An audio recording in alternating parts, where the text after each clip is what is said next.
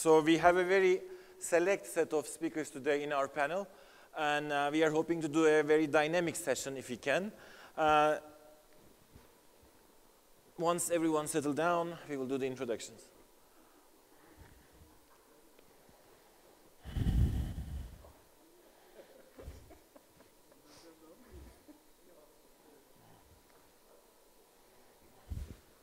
So, thank you. We have today, as I said just a minute, a very select and dynamic set of speakers. So that's why we decided to take, very short rounds and possibly take questions from the audience. We have Khaled Talhouni from Wamda Capital, Numan Numan from 212, Cenk Bayraktar from Revo Capital, and Hasan Haydar from 500 Startups. So welcome and thank you for joining us today in this panel. So we want to make this as interactive as possible, but as the title suggests, we want to talk about the general vision about our region, how it's going, and talk about specifically investment. So that's why we try to organize this in 2 rounds.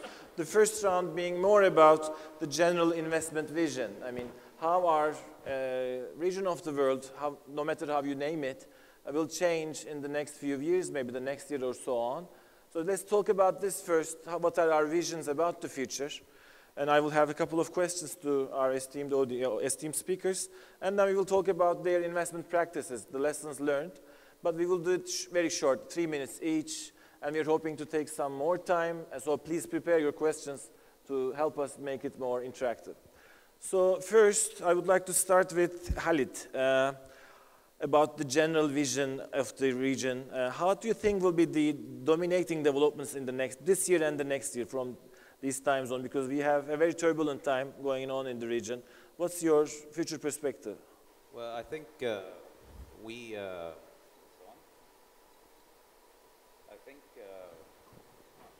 hello? Yeah. I think we have to be optimistic just because we are in the nature of kind of. Yep, much better. Okay. So I think we're in the business of selling future returns, so we have to be optimistic. And I think looking at the last 20 years, and you're looking at when some of the largest companies in the region have been formed, particularly in my part of the world, which is MENA, they were formed in very difficult times. And I think when the markets are turbulent, that is the best time to start a company, and that's the best time to be investing in companies. As long as you're able to kind of hold a very long-term perspective, and I think that's key to our investment thesis, which is to look at each opportunity within the context of a 10-year horizon, effectively. I think we can't be in the business of looking within 2 to 3 years. If you take the macro view and you take the long view, I think all the indicators remain very positive. You have increasing mobile penetration. You have very positive demographics in the region. Education is sometimes not identified as a good sector in the region, but actually the region has some of the highest per capita spend on education in the world. Sometimes the quality is not great, but still, I think the fact that there are a lot of resources flowing into education means there's big opportunities. So I think while the headlines may look somewhat negative, I think it's important to look at things optimistically and look at this within the context of a 10-year horizon. So, thank you for the response. So, the other speakers may also respond, the panelists, but keeping in mind, I would like to turn to Cenk for his comments on where should investors put their money these years? I'm also very optimistic, even though the current situations are not nice. We are investing in at least a 5-year horizon. So when I look at this region, the region itself is very SME rich, and these SME companies are somewhat behind the Western world because of their IT usage, because of their tool usage, digital tool usage. That's why in the next 5 years or so, we will need more and more B2B cloud services. So I think the investors, especially looking at this region, should be looking at B2B cloud opportunities, because in order to be more competitive, these SMEs will definitely need to make the shift to the cloud and make the shift to using more digital in their everyday operations.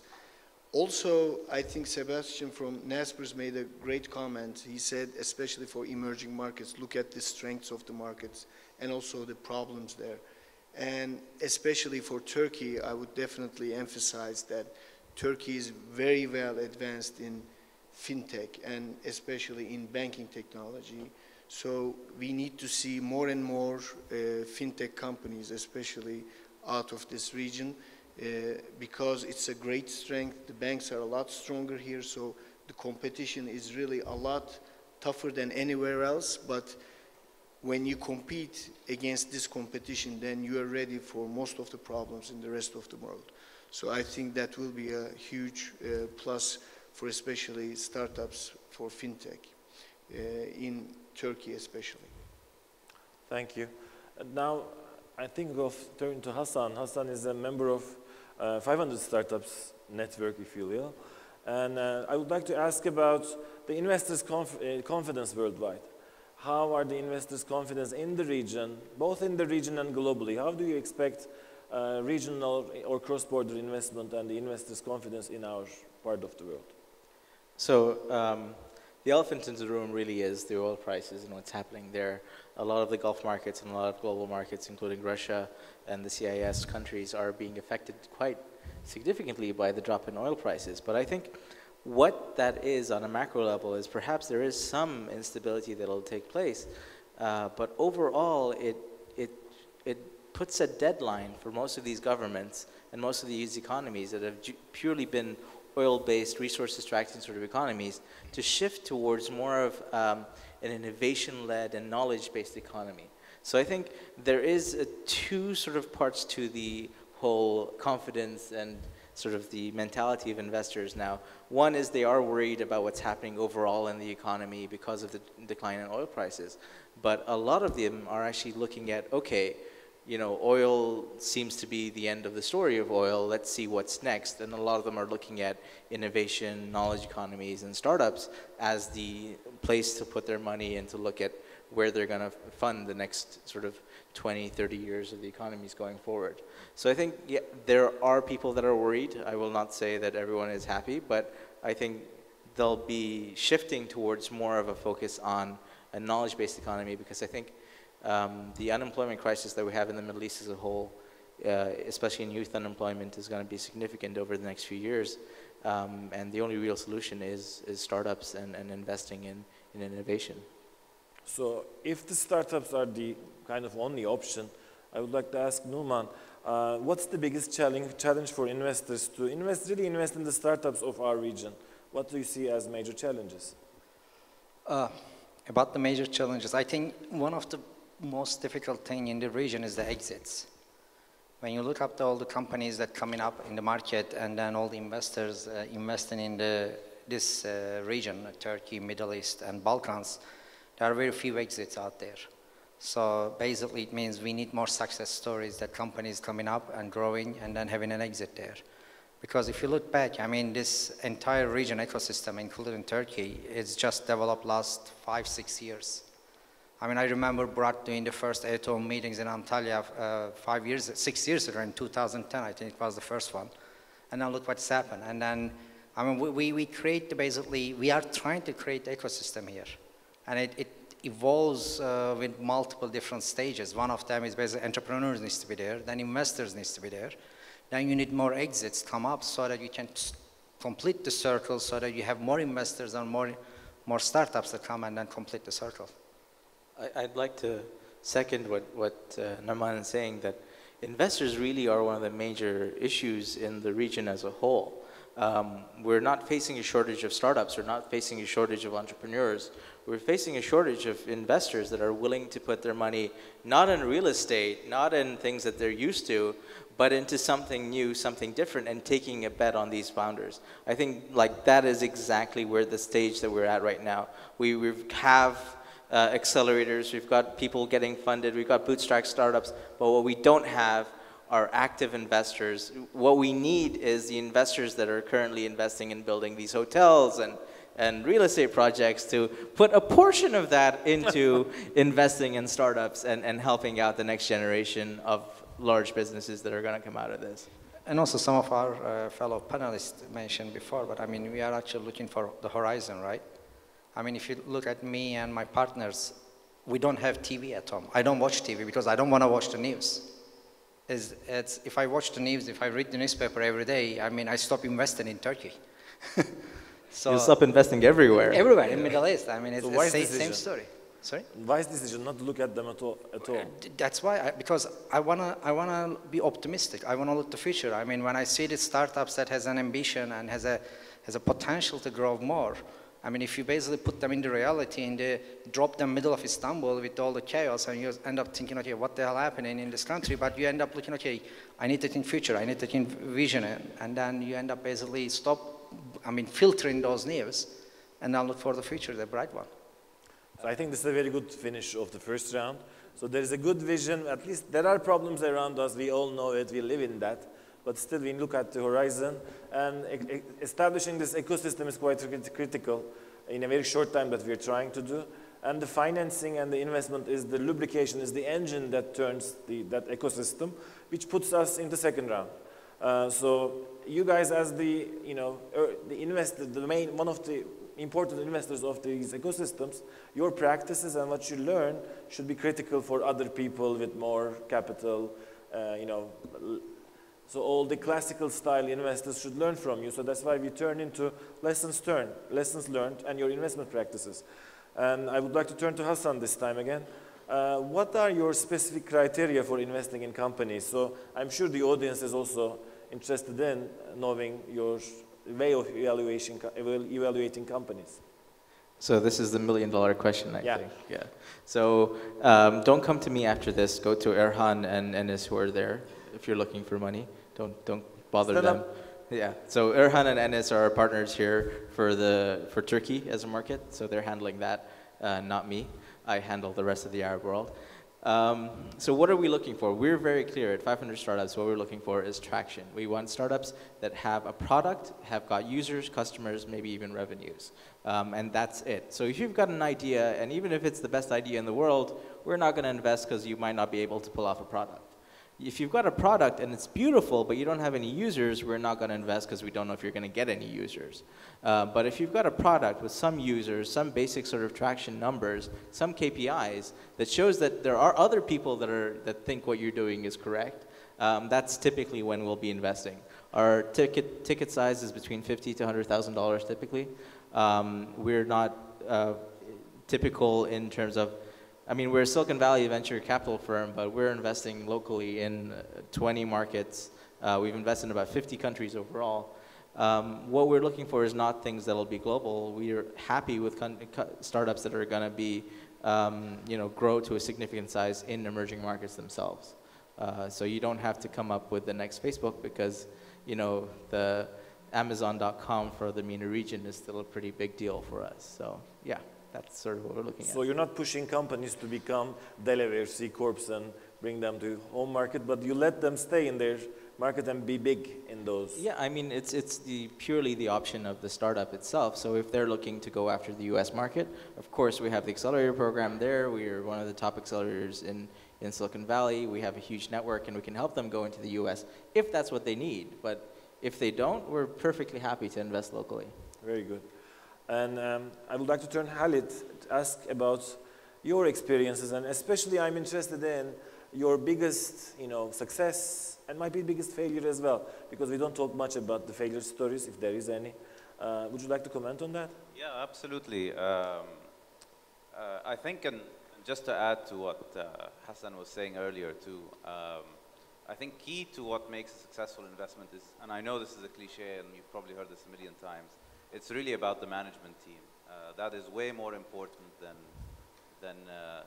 anything else, than the idea, than anything else, because you don't know how things are going to change in future. And key to understanding the potential for success is understanding the ability of the entrepreneur to adapt to difficult situations. In terms of like biggest success stories, I think from our previous fund, our seed fund, I don't know if anyone knows about the Maktub story in the region. So Maktub is a regional portal that sold to Yahoo for $165 million. The holding period was 12 years. But the interesting thing about Maktub is that when Yahoo came and acquired Maktub, they left the e-commerce piece. Maktub had a small e-commerce business within it, and Yahoo said, "Well, I don't want to buy that." And then from 2000, so we retained the e-commerce business, and then since then, that has become the region's first unicorn, effectively. So I think it's important from that to really learn really understand what are the kind of long-term prospects, and really take a long view with the investments you make, and really support them with capital. In terms of failures, I think we have so many, I'm not sure. You want the juicy story, yeah? Something big, make the headlines. I think the key, I mean, as a general point across many failures, and I guess this is kind of good advice for the entrepreneurs in the room, which is so much goes wrong when there's misalignment between the stakeholders, either between the founding team or between the investor and the founder. So it's really important that once you enter into a relationship, either with your co-founders or with your investors, or with both of them, it's critical that everyone is working towards the same game, towards the same end game. If there's misalignment there, I think that kind of dooms the business before it even starts. So I think that's where I've learned the biggest lesson, and that's where most of the failures we've been in have come from. Mm-hmm. So, not a juicy story you have given us, so we're a little bit sorry about that, but still, I would like to ask about outcomes to Numan. So what's the ideal outcome of an investment for you when you make an engagement? When you say the outcome, is a exit level or the portfolio level? It very much depends on your definition of either levels. I mean, the way that I will feel that as 212 we will be successful is that when we basically return our money back to our investors in a profitable return. So it means three times than our fund size. So it means that our companies needs to perform well and then have a good sizable exits in the region. And then in order to do that, a lot of companies needs to be regional player. So I will simply put that way. So vis-a-vis retail and real estate investments, so being on top of... It's very hard to compare with the real estate or other kind of investments that happen in Turkey, because you can easily double your money in 2 years or 3 years with the real estate. Very simply in Turkey. I mean, this is the trend is happening. Mm-hmm. But rest of the world is not the same way. That's why emerging market is more challenging for the technology companies and also the VCs. I mean, if our job is hard as an investor, I think startup, all the founders or entrepreneurs' job is much harder if you think about it.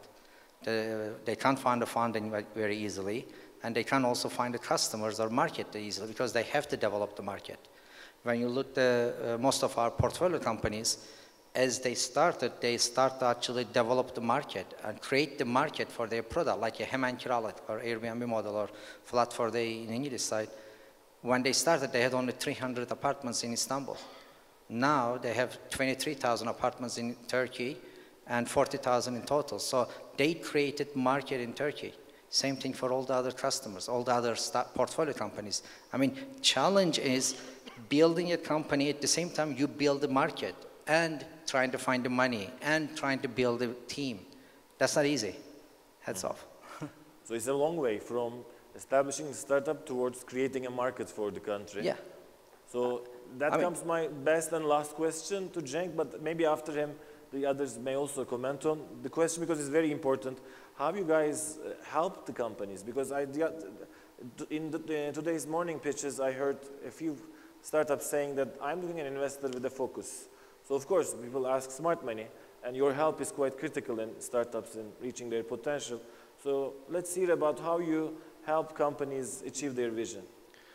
Like There are three things that we promise to the companies. One of them is we do a very hands-on mentoring for them, which means like we spend at least 4 hours every week with the company, and we try to understand their needs, their current needs, and how we can help them every week. When we invest in a company, we definitely have our CFO go in and define the KPIs for the company, and also their reporting structure. And we give them like 3 months to start reporting like that. Otherwise, we replace the CFO. Wow. We are very keen about monitoring the financials of the company, and especially KPIs. The second thing that we do the board meetings we take them very seriously. The second thing that we promise them is that we promise them our network. So whenever we invest in a company, we go to their sales visits. We introduce them to anyone that they need to be introduced, especially in Turkey. So we make them experience a very fast growth at the very beginning. The third thing, which is not the most important, is money. So that's how we help them grow, and most of our companies experience a very steep growth as soon as we start investing in them. What we have learned actually from the environment in especially this ecosystem is that we studied US a lot. We are not long-time fund managers, by the way. I'm a product guy, and we have been learning how to manage a fund. So, and we are going back and forth Silicon Valley a lot, and what we have seen is that it's so well established over there and still evolving.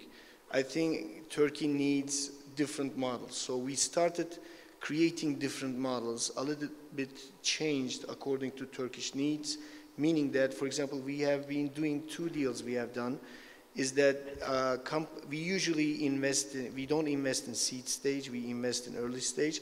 But what we have done is that whenever there's a great team that we have seen, and we really believed in the team, we have a process for this, and that team is extremely successful in that process.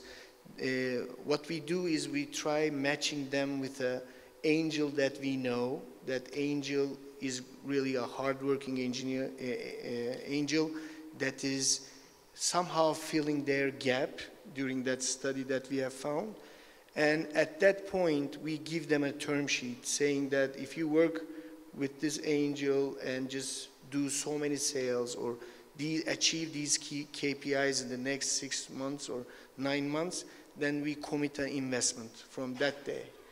So we do it at the very beginning, and that somehow gives a comfort for both the angel and also the startup, and we have seen this working really great. Our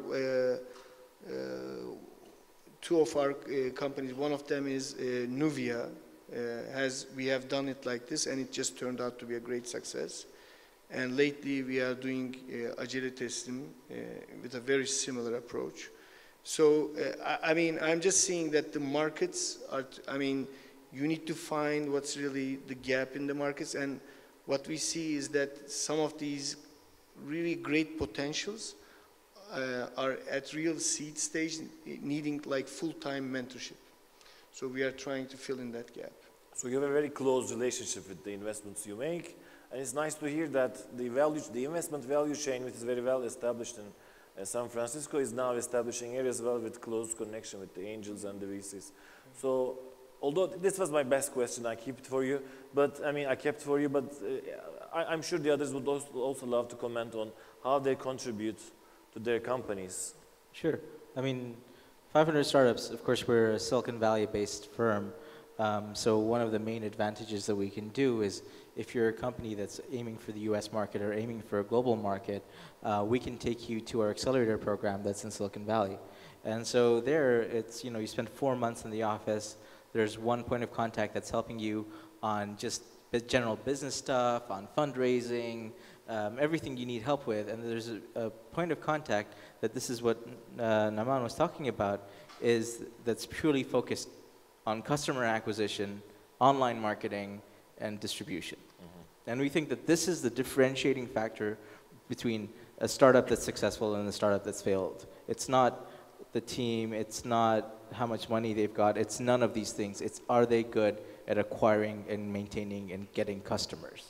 Like, that is what we think is the most important thing. So what we have is an in-house team of about 15 people that are experts in various different models of customer acquisition, whether it's content marketing, whether it's email marketing, whether it's social media, whatever it is, they're in-house at 500 that can help our portfolio companies quite a lot. And so that's one way that we can help is, take a company into the office, put them through our accelerator program. Within 4 months, their valuation jumps 2 times. Most of the companies are able to raise at least $500,000 at demo day or more.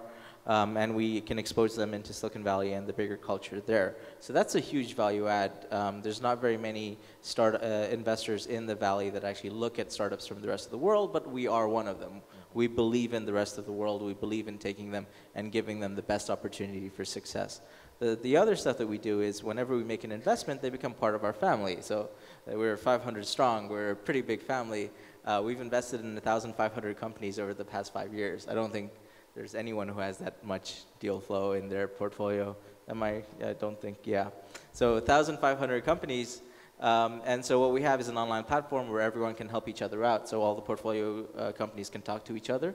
And then we have office hours with our mentors. We've got about 250 mentors around the world with various areas of expertise that can actually, that post office hours, and any founder can take advantage of those office hours. So we're very different. I mean, we don't take the approach of, let us take a board seat, let us dig into the company, and we're like, if this company is really worth it, they will take advantage of this full community that we've got, and it will benefit them more than if I took a board seat. Because if I took a board seat, it's one guy sitting on the board, as much time as I can spend. But with the network, it's a couple of thousand people that you can tap into to get help from. So we're very different than traditional VCs. And I think that's really what our core differentiating factor is. And that's how we help our companies. And so this is like Facebook of investment. So you have this huge network. Yeah, it's the 500 strong family. So we're a cult. I think that's what it is. Any other comments? I mean, there is a big difference investing or starting a company in emerging market versus developed market. I think if you are an investor in an emerging market or founder in emerging market, you really have to put a lot of effort on that, to the company, to the team, and then you end up having much different challenges than the founder in Silicon Valley or Palo Alto will facing. And I mean, it starts from the starting the company, opening a company, till finding a lawyer or setting up the term sheet or even finding the customer. So it's all different challenge. So you need to have investor next to you who can support you all the time. That's very important. That's why, I mean, I think we all do the similar thing, but in a different way. I mean, 500 Code, they end up basically doing this one with their network because it's 1,500 companies. You can't have enough people to full-time employee to do that. Yeah. Or I think Wamda or Revo and 212, we end up basically involving and helping them up and being with them all the way. Different strengths, different contributions. It is. I mean, you have to, because it's not easy. Yeah, I mean, I've been investing for the past 5 years, but in the region, they do need a lot more hand-holding. That's without a doubt. But the thing is, what I've realized is it doesn't matter how much hand-holding I do with them. They're the ones that are going to fail. They have to do it. They have to do it. You are not going to do anything. I mean, but I mean, that's the respect that I give it to all the entrepreneurs. Yeah. I do respect them a lot because they end up giving all the other things away, and then they say, okay, I want to do something. I want to create something. That's great. And without this, excuse my language, but this shitty environment, they're trying to build something beautiful, which is perfect. That's what we need more, right? Absolutely. So I think for us, core to our investment philosophy is really, when we look at the company, is really identifying how we can support the company. So prior to investing, one of the big questions we ask ourselves is, how can we support this business? What specifically do we have in our arsenal to support the companies? So, we set out like these are the kind of 10 strategic things a company needs to do to have a good chance of succeeding, and then we match against it what we can do. Whether that's doing market entry in a core market like Saudi Arabia, or if that's identifying a pricing strategy, or if it, across the board, it can go from very minute operational issues through to kind of large strategic issues. And I think the other part we were trying to do is really tap a network through our venture partner network of industry experts. So what we do whenever we invest is attach a kind of a senior industry insider to the companies that we invest in, and really for them to get mentored on a very kind of specific way, specific to their industry. And I think beyond that, joining global networks is really important. We recently joined the Draper Venture Network, which is effectively an alliance of global venture funds, particularly investing in emerging markets. So there are a lot of kind of cross-learnings from there. The other big thing I think it's important to add value for startups is really raising capital for our companies. So a lot of one of the most destructive and value-destroying undertakings a startup can do is raise money. It takes a lot of time out of the business. Makes it very difficult. As much as we can facilitate that process, package the deal, talk to investors up to a point. Obviously, the investors always want to talk to the founders. We will do that for our companies, kind of really organize that for them. I think that's a really important thing to do. Okay. So we are pretty good in dealing with time, and we can have a few questions if there is any in the audience. So anyone would like to ask this distinguished speakers we have today on the panel? Either in general or to a specific person on the panel. Any questions? No, really? I need someone to break the ice, so I'm sure there is. We can always continue the panel. There's no harm involved. But to be more relevant with the questions would be better. I think everyone's asleep. Yeah. Are we boring? Yes. Thank you. Microphone close by, or we have all the microphones? Okay. Let's have one of them. You can always shout me, right? Hi. This is Mehmet from Mentors Network Turkey. One of the biggest problems of startups, as you all know, is the equity gap, where there is a point it is easier to receive angel investment until a certain point, and maybe it's easier to get $5 million, $10 million investment from a VC. But if you're looking for something in between angel investment and VC, there's really a problem. In the recent years, this gap is maybe more closing, but I would like to hear what you think about this, how this gap can be closed. Should VCs go to lower, investment levels, or how could be the models that can support startups? Thank you. The model I talked about was exactly for this. You are very right. There is a gap, and people with just ideas and a small prototype, they cannot find enough funding. If an angel can carry them a certain way, so that there's a gap between that, between $1 or $2 million funding. The only solution we could find was just give them a term sheet and just base it on KPIs and somehow relieve the angel also. Another thing we did was like also put it in tranches, so that at this point this much, but then follow-ons will be done if certain KPIs are met.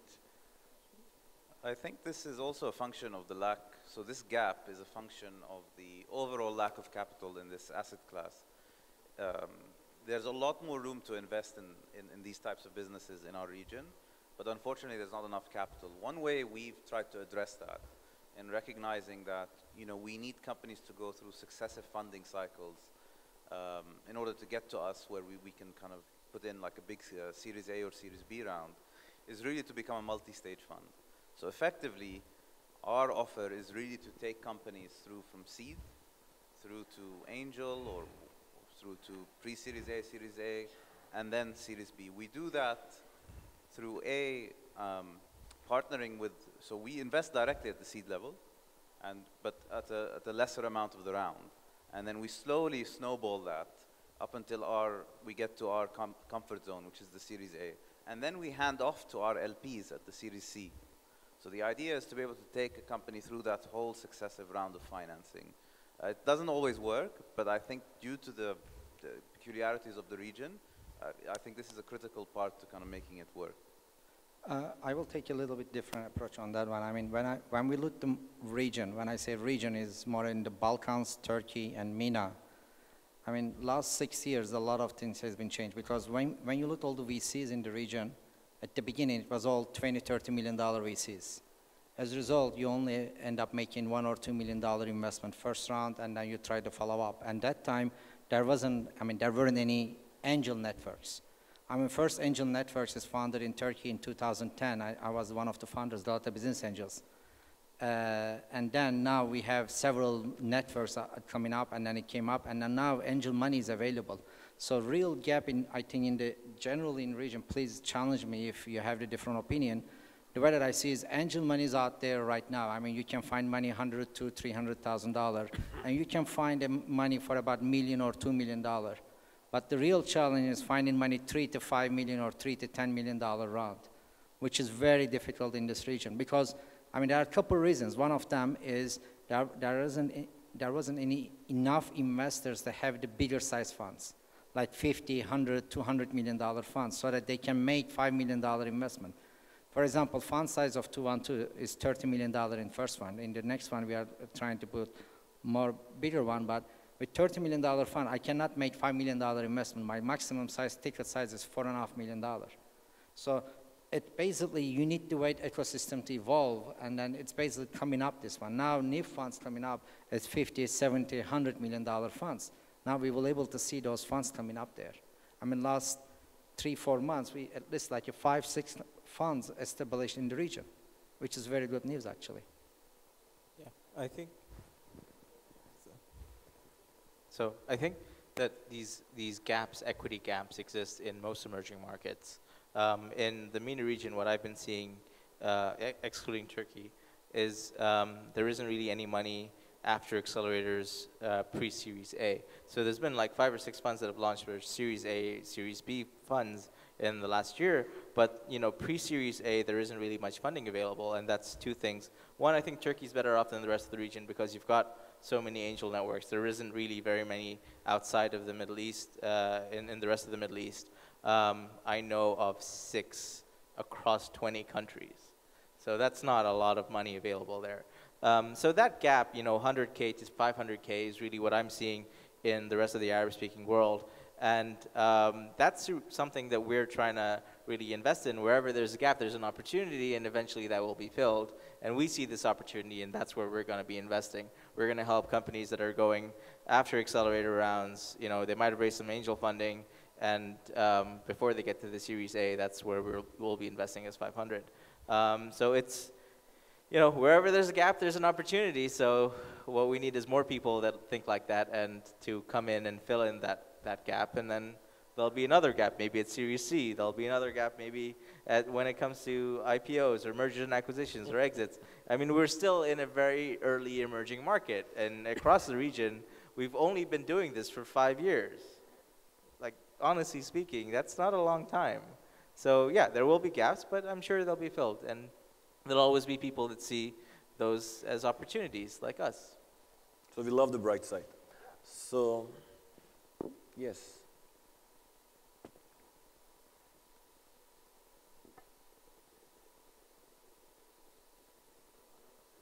No? Yes. Yeah, now it's working. Hello everyone, this is Ali from Nerfer Application. We are a young startup, mobile-based, and we will have our launch on this April. My question goes to Mr. Numan. He mentioned that he hesitates to open a newspaper or open up the television to see, in order not to see the news, in order not to lose his optimism as an investor. What does he suggest to investors like, startups like us, to not to lose the optimism, and how shall we position ourselves in order to avoid the harm of this uncertain environment? Thank you. That's a hard one.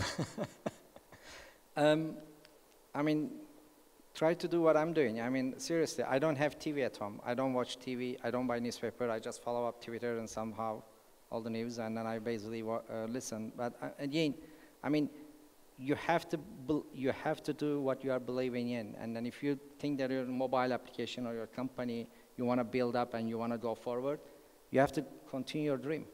I mean, I moved back to Turkey 6 years ago, having a basically similar dream and saying, okay, I want to put a fund, I want to invest in Turkey, I want to bring up the good companies out of the Turkey. And that's what I'm trying to do. And 6 years passed, and I'm still doing it, and I will not give up. I mean, I can only suggest to everyone in the room the same thing. I mean, it takes time in the region. I mean, if you look the same portfolio companies that we have, if those companies in California, it will be in different stages as a faster grow and different valuations and everything. But we are in emerging market. We're here, and we have to utilize what we have in our hand and make it better and make an impact. I mean, this is what we are trying to do, all of us. Make an impact and change the life.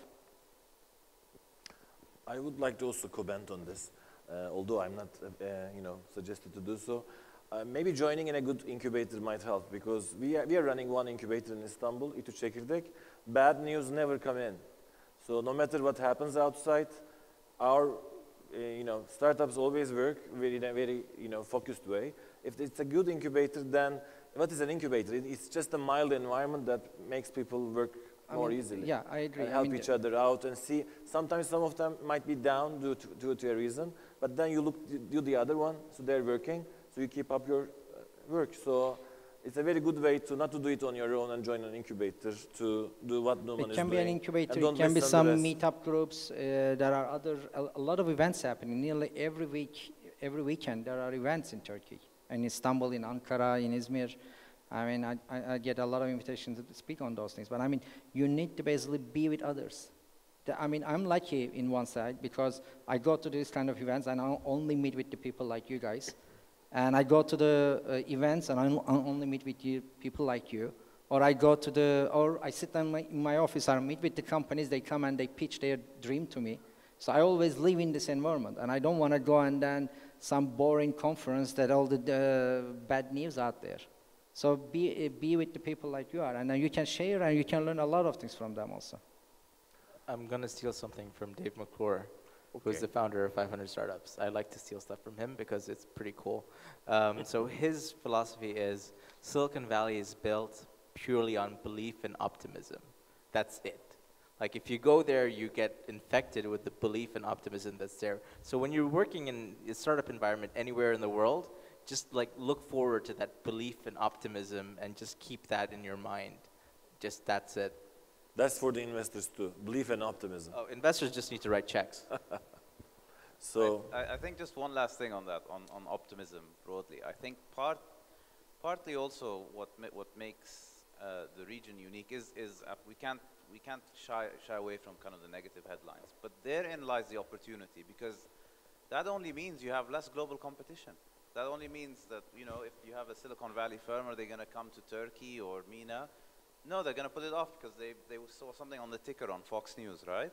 So I think we should all think of this as a big opportunity, right? In our region, the big thing is the fall of the oil prices, like Hassan was saying earlier. But that is probably one of the best things to happen to the MENA region in the past 20 years, right? Because it's forcing our societies, our governments, to really rethink their social contract and really kind of deploy more resources towards an innovation economy rather than a government-led economy. So to sum up, we believe optimism and looking always the bright side is the message that we, hopefully disseminated today. We're running out of time. If you have other questions, we will be here, all throughout the conference. Thank you for listening and joining us rather than being outside or having the sunshine. So that's all from our panel. Thank you for joining us and sharing your views with the audience.